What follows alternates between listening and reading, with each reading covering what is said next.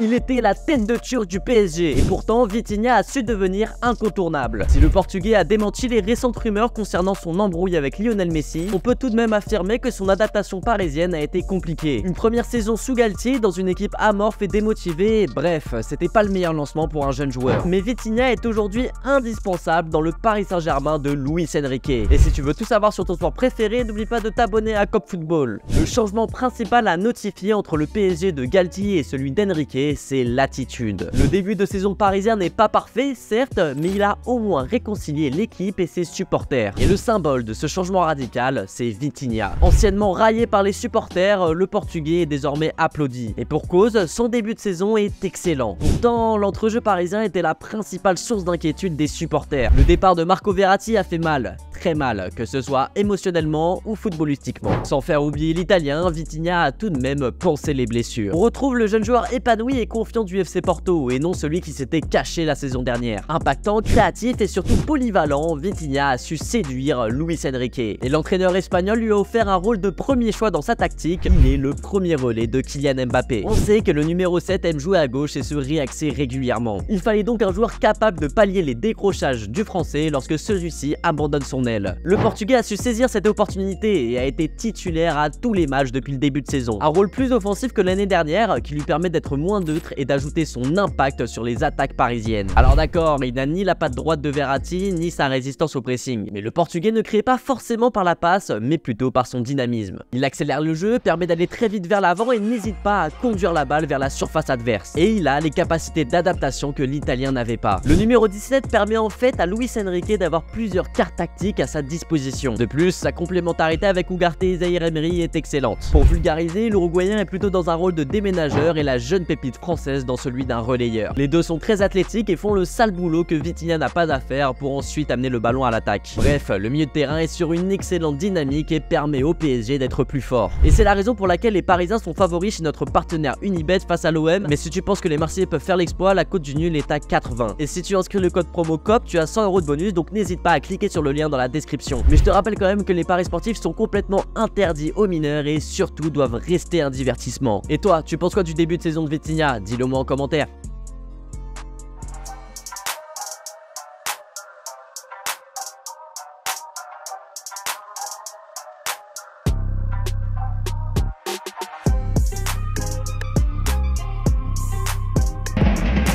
Merci à tous les supporters, c'est une grande victoire et on va chercher plus de victoires. Merci.